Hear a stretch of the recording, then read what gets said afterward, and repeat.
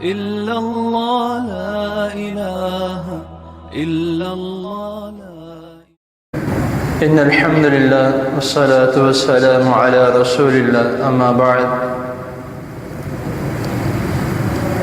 اللهم صل على محمد وبارك وسلم. أعوذ بالله السميع العليم من الشيطان الرجيم من همزه ونفسه ونفخه. ما يفعل الله بعذابكم إن شكرتم وآمنتم وكان الله شاكرا عليما. صدق الله العظيم. حضرات محترم، ہم میں سے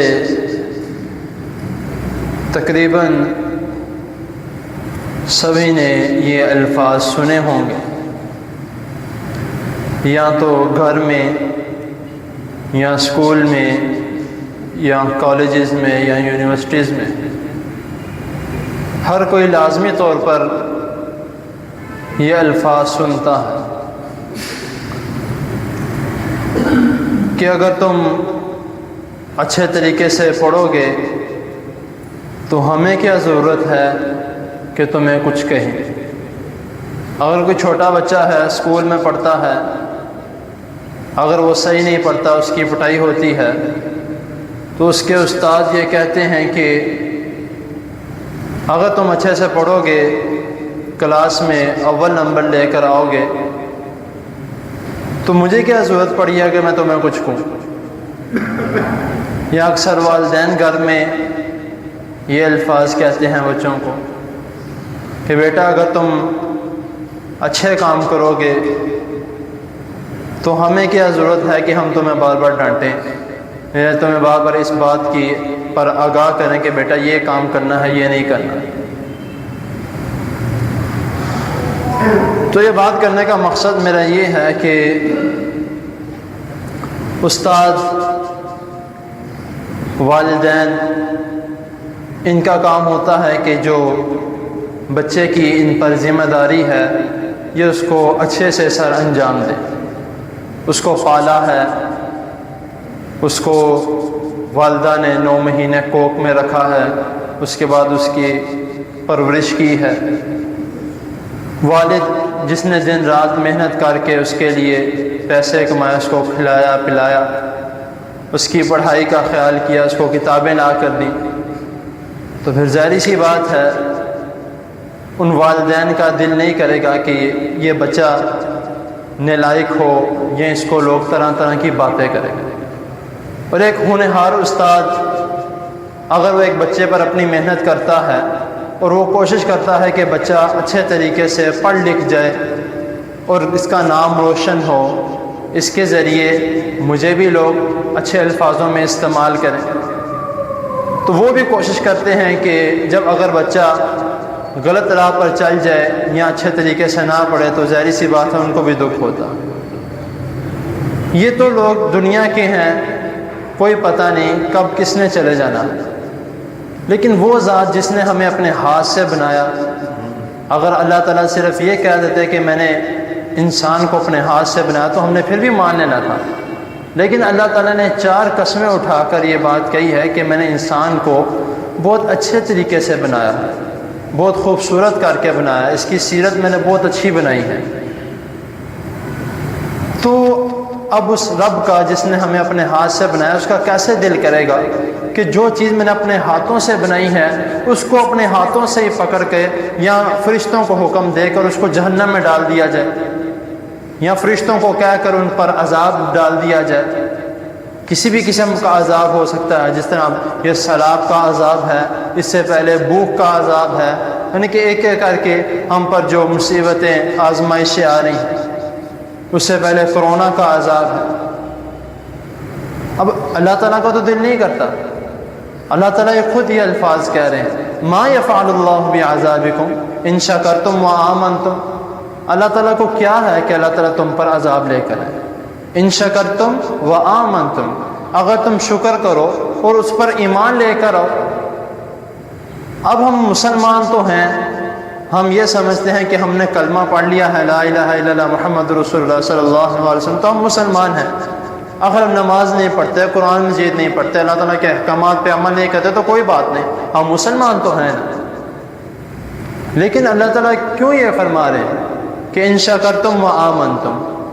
اس سے پچھلے والے اگر صفحے میں چلے جائیں قرآن مجید جو 5واں سپارہ ہے، تو اس کی آخری آیت جو میں نے آپ کے سامنے تلاوت کی، اس سے پچھلا والا جو صفحہ ہے اس میں اللہ تعالیٰ فرما رہے ہیں کہ یا ایھا الذین آمنوا آمنوا باللہ ورسولہ، اے ایمان والو ایمان لے کر آؤ۔ اب ایمان والوں کو بھی مخاطب کیا جا رہا، اور اللہ تعالیٰ کیا فرما رہے ہیں؟ آمینو، ایمان لے کر آؤ۔ کس پر؟ اللہ پر، اس کے رسول پر، اس کی کتاب پر، فرشتوں پر، اور جو تم سے پہلے کتابیں جا چکی ہیں ان پر ایمان لے کر۔ لیکن ہم یہ اس بات کو سمجھ نہیں رہے، تو پھر ظاہر سی بات اللہ تعالیٰ کا غضب تو ہوگا، اللہ تعالیٰ غصے بھی ہوں گے۔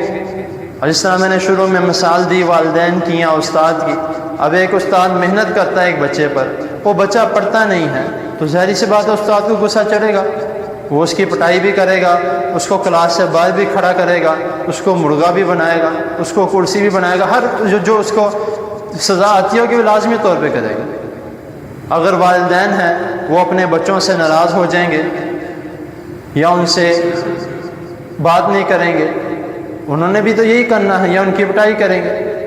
تو اللہ تعالیٰ جب والدین کو غصہ آ سکتا ہے، اور جب اللہ تعالیٰ نے جو حکم دیا ہے کہ مسلمان ہو تو ایمان لے کر آؤ، میرے احکامات پر عمل کرو، جو میں نے حکم دیا ہے اس کے مطابق اپنی زندگی گزارو، لیکن ہم اللہ تعالیٰ کی بات نہیں مانتے۔ تو جب ہم اللہ تعالیٰ کی بات نہیں مانتے تو ظاہر سی بات ہے پھر اللہ تعالیٰ ہم پر عذاب بھی لے کر آئیں گے، اللہ تعالیٰ اپنے غصے کا اظہار بھی کریں گے۔ لیکن اگر ہم تب بھی نہ سمجھے، معذرت کے ساتھ مجھے الفاظ استعمال کرنا پڑا کہ اگر ہم تب بھی ڈیٹ کے ڈیٹ بنے رہیں تو ہمارا کوئی فائدہ نہیں، پھر اللہ تعالیٰ نے ہم سے آزمائش ختم نہیں کریں گے۔ اللہ تعالیٰ پر اپنے جو اللہ تعالیٰ نے ہم پر آزمائش کی ہیں یا ڈالی ہیں، تو اللہ تعالیٰ اس آزمائش کو ختم نہیں کریں گے جب تک ہم اپنے آپ کو ٹھیک نہیں کریں گے۔ جب ہم اپنے آپ کو ٹھیک کریں گے تو اللہ تعالیٰ کا تو حکم ہے کہ ما یفعل اللہ بعذابکم، کہ اللہ تعالیٰ کو کیا ہے کہ اللہ تعالیٰ تم پر عذاب لے گا۔ جب ہم اللہ تعالیٰ کی نعمتوں کا شکر ادا کریں گے، اب آپ دیکھ لیں اتنی نعمتیں ہیں کہ اگر شمار کرنے لگ جائے تو گن نہیں سکتے ہم، لیکن ہم پھر بھی ناشکرے ہیں۔ ہم کہتے ہیں کہ یہ چیز ہمیں مل گئی ہے تو وہ جو چیز ہے وہ بھی ہمیں لازمی ملنی چاہیے۔ تو آمنتم، ایمان لانے کے بارے میں، وہ میں نے جس طرح میں نے کہا کہ ہم کلمہ پڑھا ہے تو ہم سمجھتے ہیں کافی ہے، ہمیں اور کچھ کرنے کی ضرورت نہیں ہے۔ اب آپ دیکھ لیں ہم پر عذاب آیا ہے، عذاب آتا جا رہا ہے، سیلاب آگے بڑھتا جا رہا ہے، بے شک بارش رک گئی ہے، سب کچھ ختم ہو گیا، لیکن تب بھی ابھی تک کچھ رکا نہیں ہے۔ اور مجال ہو کہ مسجد میں کوئی نمازی، وہی ریگولر جو نمازی آ رہے ہیں جن کو روز ہم دیکھتے ہیں، جن سے روز ہم ملتے ہیں، وہی نمازی نماز پڑھنے کے لیے آ رہے ہیں، اس کے علاوہ مجال ہو کوئی اور بندہ نماز پڑھنے کے لیے آ رہا ہو، وہی لوگ ہیں جو بیٹھ کے مسجد میں کچھ دیر کے لیے ذکر و اذکار کرتے ہیں، باقی لوگ چلے جاتے ہیں وہ بیٹھ کے وہی لوگ ذکر و اذکار کر رہے ہیں، اس کے علاوہ تو کوئی نہیں ہے۔ اب یہ افسوس کرنے والی بات یہ ہے کہ جو مشہور جو لوگ ہیں، جس طرح میڈیا پہ جو مشہور ہوئے ہیں، وہ جاتے ہیں جہاں پہ عذاب آیا ہوا ہے یا جہاں پر یہ سیلاب کا موقع آیا ہوا ہے، وہاں پر وہ جاتے ہیں، جا کے اپنی ویڈیوز بنا رہے ہیں، سب کچھ کر رہے ہیں، اور پھر وہ یہ کہتے ہیں کہ ہم مدد کے لیے جا رہے ہیں۔ کس طرح مدد کے لیے جا رہے ہیں؟ دکھاوے کی جو مدد ہے وہ مدد نہیں ہے، ان لوگوں کی تو مدد ہو جائے گی لیکن وہ دکھاوا کسی کام کا نہیں، تو پھر عذاب نہ ہے تو کیا ہو۔ تو آپ دیکھ لیں عورتیں، مرد بھی ہوں عورتیں بھی ہیں، نہ اپنی شرمگاہ کی حفاظت کی جا رہی ہے، نہ اپنی زبان کی حفاظت کی جا رہی ہے، نہ اپنے جسامت کی حفاظت کی جا رہی ہے، کسی بھی چیز کی حفاظت نہیں کی جا رہی، تو پھر ہم کس طرح کہہ سکتے ہیں کہ ہم پہ آزمائش آ رہی ہے۔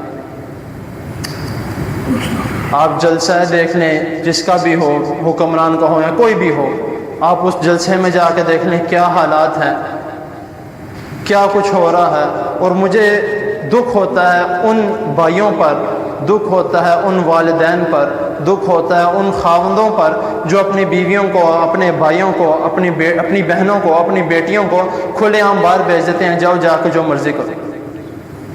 اب جس نے باہر بلایا ہے کہ آؤ گھروں میں سے نکلو، اس کے باقی گھر والے اپنے گھر بیٹھے ہیں۔ ہم کیوں اپنی بیٹیوں کا، اپنی بہنوں کا، اپنی بیویوں کا خیال نہیں رکھتے؟ اور بعد میں اگر کوئی مسئلے مسائل بن جاتے ہیں تو پھر ہم کہتے ہیں کہ ہمیں انصاف چاہیے۔ ہمیں خیال کرنا چاہیے کہ جب ہم نے کلمہ جو پڑھا ہے تو مکمل طریقے سے کلمہ پڑھیں، اس کلمے کو ذرا سمجھے تو صحیح، اس میں اللہ تعالیٰ نے کیا فرمایا۔ پھر بعد میں ہم یہ نہیں کہہ سکتے ہم ہر چیز کی نافرمانی کر رہے ہیں۔ اللہ تعالیٰ نے فرمایا کہ نماز ادا کرو، نماز ہم نہیں ادا کر۔ اللہ تعالیٰ نے فرمایا توبہ استغفار کرو، وہ ہم نہیں کر رہے۔ اللہ تعالیٰ فرما رہے ہیں قرآن مجید کی تلاوت کرو، وہ ہم نہیں کر رہے۔ جو اللہ تعالیٰ ہمیں حکم دے رہے ہیں ہم اس سب احکامات کی نافرمانی کر رہے ہیں، اور پھر ہم کہتے ہیں کہ ہم پر عذاب کیوں آ رہا ہے، پھر ہم کہتے ہیں ہم پہ آزمائش کیوں آ رہی ہیں، ہم پر مصیبتیں کیوں آ رہی ہیں، سب کچھ ٹھیک کیوں نہیں ہو رہا، مہنگائی کیوں آ رہی ہے۔ جب ہم نے ہی نہیں ٹھیک ہونا تو کس طرح اللہ تعالیٰ اپنا عذاب واپس لے لیں گے؟ جس طرح میں نے کہا کہ مساجد میں وہی نمازی ہیں، اگر ہر گھر سے ایک مرد اور ان کا جو ایک بیٹا، زیادہ بیٹے نہیں، ایک مرد اور ایک بیٹا نماز پڑھنے کے لیے ریگولر آئیں تو مسجدیں فل ہو جائیں گی، لیکن نہیں آتے، کوئی بھی نہیں آتا۔ کیوں نہیں آتے؟ سستی بہت ہے۔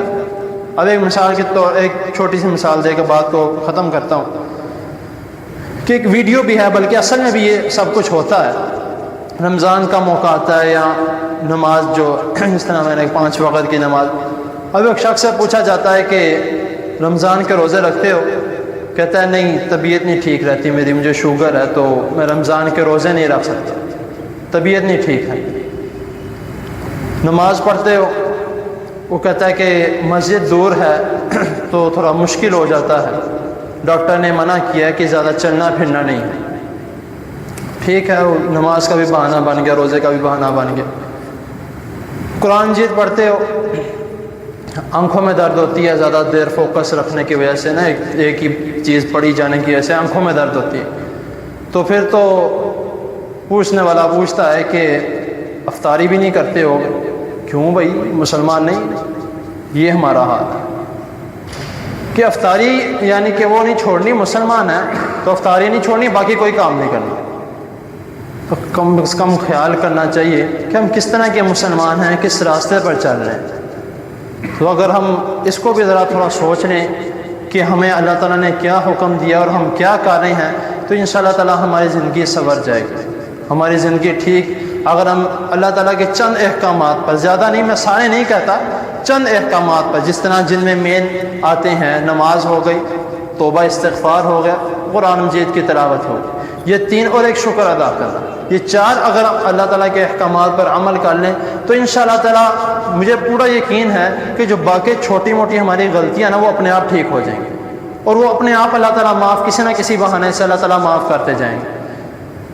صبح میں ایک حدیث کا مطالعہ کر رہا تھا تو اس میں لکھا تھا کہ اللہ تعالیٰ جب کسی کو کوئی رتبہ دینا چاہتے ہوں، یا کسی کو کوئی معاف کرنا چاہتے ہوں، یا کسی کو کوئی عہدہ دینا چاہتے ہوں، ایک اچھا عہدہ، نیک عہدہ، یا کوئی کسی کو نیک بنانا چاہتے ہوں، تو اللہ تعالیٰ اس کو آزمائش میں ڈال دیتے ہیں، اور پھر آزمائش میں ڈالتے ہیں مال کی، اولاد کی، یا اس کی اپنی جان کی آزمائش میں ڈال دیتے ہیں۔ پھر اللہ تعالیٰ اس کو صبر کی بھی توفیق دے دیتے ہیں، اللہ تعالیٰ آزمائش میں بھی ڈال دیتے ہیں اور صبر کی بھی توفیق دے دیتے ہیں۔ اور صبر کی توفیق دینے کے بعد جب وہ انسان صبر کرتا ہے، اللہ تعالیٰ سے توبہ استغفار کرتا ہے، اور جب اس کے گناہ معاف ہو جاتے ہیں، پھر اللہ تعالیٰ اس کو اس عہدے پر پہنچا دیتے ہیں۔ ابھی اللہ تعالیٰ کا نظام آپ دیکھ لیں، جب انسان خود کوشش کرتا ہے تو انشاءاللہ تعالیٰ اللہ تعالیٰ سب کچھ کرتے ہیں۔ اللہ تعالیٰ فرماتے ہیں کہ میں انسان کو اس کے گمان کے مطابق چلاتا ہوں۔ اگر انسان کا گمان اچھا ہے، وہ نیک سوچ رکھتا ہے کہ میں نے نیک کام کرنا ہے، تو انشاءاللہ تعالیٰ اللہ تعالیٰ اس کو نیک راستے پر چلائیں گے۔ اگر وہ برے راستے پہ چلنا چاہے گا تو اللہ تعالیٰ اس کو اس کے حال پہ چھوڑ دیں گے۔ تو ہمیں اس کا خیال کرنا ہے، کوشش کرنی ہے کہ خود بھی عمل کریں اور اپنے بچوں کو بھی نماز کی طرف لائیں، توبہ استغفار کو ان کو کہیں کہ عادت ڈالیں، چلتے پھرتے ذکر و اذکار کرنے کی عادت ڈالیں، تو انشاءاللہ تعالیٰ چلتے پھرتے چھوٹے موٹے ذکر و اذکار کرنے کی وجہ سے ہمارے گناہ معاف ہو جائیں گے۔ تو اللہ تعالیٰ کے حضور دعا ہے اللہ تعالیٰ ہمیں جو سنا ہے اس کو سمجھنے کی اور اس پر عمل کرنے کی توفیق عطا فرمائے۔ جزاکم اللہ۔